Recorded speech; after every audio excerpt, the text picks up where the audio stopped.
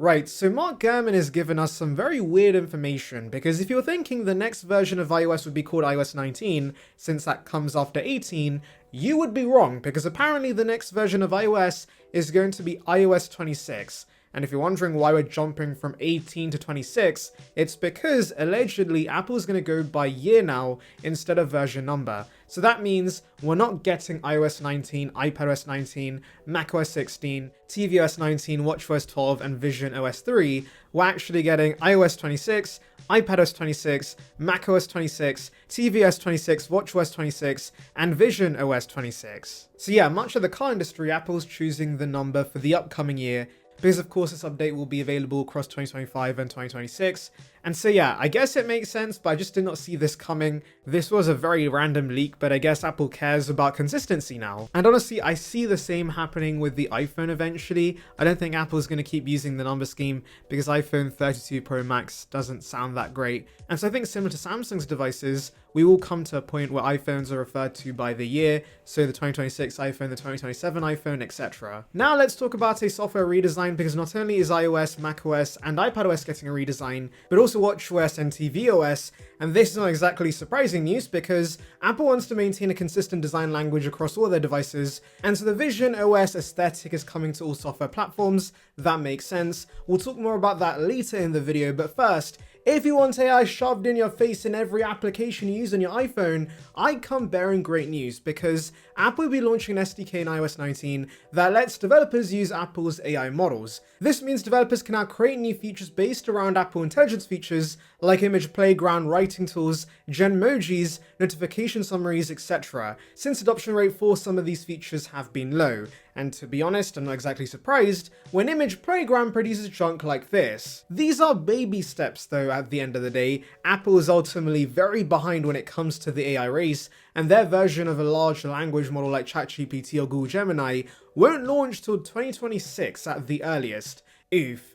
But you know what, I'd much rather Apple not continue making false promises. It's better they focus on honing Apple Intelligence and making sure everything they promised at WWDC 2024 does pan out first. Now, the power of AI won't only be used in applications, it's also going to fix your battery life issues apparently. This low-key sounds like a scam. Essentially, in iOS 19, Apple plans to launch an AI-powered battery management option that will analyze how you use your device and make adjustments accordingly to cut down on battery usage. There'll also be a new lock screen indicator that shows how long it will take your iPhone to charge, which is a basic feature Android phones have offered for years, but now with the power of Apple Intelligence, we have this on iOS. This new AI battery management feature will allegedly be designed with the iPhone 17 Air in mind, because we've heard that may not have excellent battery life, and so let's see if AI can save that device. Now what's interesting is that all devices running iOS 19 will get this feature. I thought only devices which could run Apple Intelligence would get this, but no, Apple's blessing everyone with better endurance it seems. You know what you could bless me with though? Clicking that subscribe button, of course. It's free and will bring you the latest of Apple right in your subscription box, so please consider it. It would be appreciated. Join the saranbyte gang now. Gurman also in this new report does say Apple's pushing engineers to make this update more functional and less glitchy, which is good to hear because iOS in recent years has not been very stable. Moving on, if you've ever wanted Apple to offer something similar to Samsung DeX on the iPhone, we have news we could get just that with iOS 19. Leaker Majimbi reports a limited version of Stage Manager could come to iPhones with a Type-C ports, so that's the iPhone 15 and 16 series. Right now, plugging your iPhone into an external display gives you access to a basic form of screen mirroring. Basically, what you see on the iPhone is projected onto a display, and so even a cut-down version of Stage Manager would be a big upgrade. And I know some may say, what is the point of this? Well, for those who want to get some work done, plugging your iPhone into a monitor and quickly getting access to a desktop-like experience would be quite nice. Actually, hypothetically, since M-series chipsets are just beefier A-series chips, iPhones could actually theoretically run macOS. But of course, Apple still wants you to buy Macs, and so we're getting this in-between option with Stage Manager. But as I said, if this turns out to be true, this would be a big upgrade over the current screen mirroring interface. Moving to iPadOS 19, however, Leaker Majimbi reports that iPads could get a menu bar similar to macOS when using the Magic Keyboard. That's a top portion of your Mac that gives you access to quick toggles for the UI and the application you're currently using. Mark Gurman had actually told us Apple's aim this year was to make iPadOS more like macOS, and then said there'll be three main changes: improved productivity, improved multitasking, and improved app window management. which is quite a vague list of changes. What does improved productivity even mean? Thankfully, Leaker Mijinbu is more specific and tells us we should see a new menu bar, as well as a seamless version of Stage Manager, which sounds interesting. Maybe the current version of Stage Manager comes to iOS, and iPadOS gets a beefed up version that's more similar to macOS. But I'll be honest, the list of changes people want to see with macOS will be so vast that Apple's just better off putting macOS on the iPad. For example, with improved multitasking and app window management, many would just want Apple to ditch Stage Manager on the iPads and bring the window system macOS has, and so if we're eventually going to get to a point where iPadOS becomes more like macOS, you might as well just throw macOS on the iPads. Another aspect that many would like Apple to change with iPadOS is the Files application, for example. It's not great, and so adding Finder that macOS has to the iPad would be fantastic, and so that's why, again, it's just easier to chuck macOS on the iPads. I know not everyone uses the iPad as a laptop replacement, and so Apple could maybe give us the option we can dual boot iPadOS and macOS.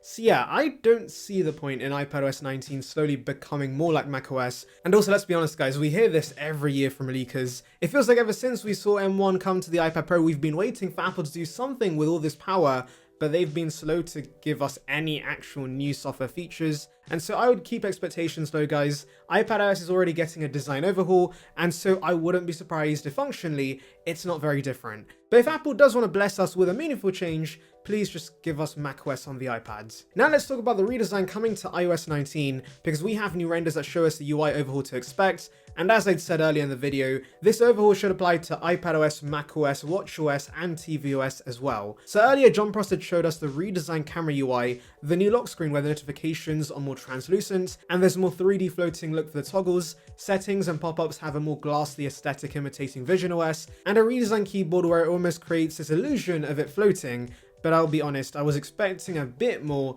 and thankfully John Prosser now shares more renders that show us more drastic visual changes. And namely, we have circular icons in these new renders, which have been taken directly from visionOS. John Prosser actually first told us that in the builds he saw, he couldn't see evidence of rounder icons. However, it seems Apple's been hiding this, because in current builds, if you long press on a squircle icon, it becomes rounder after a brief animation. Maybe Apple's hiding the new icons in builds to prevent leaks, but clearly that plan has not worked because it has leaked, and Tim's now very angry. But I like the look of this. Yes, it's just different shaped icons that don't add any functionality whatsoever, but I'm always down for visual changes that are executed well, and this looks clean in my opinion. Apple could of course give consumers a choice, and similar to Android devices it would be nice if you could switch between squircle and circular icons, but this is Apple talking about they want design consistency, and so I'm expecting everyone to be forced to use these new icons whether you like it or not. But personally, I'm not against that because these new icons are quite nice. Another UI change to expect is a pill-shaped tab bar at the bottom of many of Apple's first-party applications. You can see how it looks, and it seems Apple is going to be prioritizing putting a lot of tabs towards the bottom of the device, which is great for reachability, especially for those using the Pro Max and having to do hand gymnastics right now. Also, Apple is rounding off everything, so if you long press on an app, the menu that comes up is rounder now. There's new sliders for volume and brightness in the control center, and also the settings application has cinema toggles. There's also a subtle lighting effect to some elements that help create this glass-like appearance, and so for example, the flashlight and camera controls on the lock screen shimmer as you move your iPhone. So overall, I actually love this. Yes, I'm an Apple sheep who's quite easily impressed by new fancy icons, but iOS has looked the same for a while, and so I'm glad to see a visual overhaul that will make your iPhone feel fresh. And I know some may argue that we don't need a redesign to iOS, we need stability. In fact, I have a feeling Apple's giving us a redesign in the first place to distract us from the fact Apple Intelligent Siri features have been delayed, and honestly it's a good distraction because whilst AI features in iOS may eventually get useful, they certainly aren't must-have features right now, whereas design changes to the UI is something you would appreciate every single day. And do remember, Gurman has said that Apple's working on making iOS less buggy as well. So yeah, hopefully iOS 19 builds aren't too bad. Anyway, let me know your thoughts in the comments, make sure to like and subscribe for more content like this, and thank you for watching.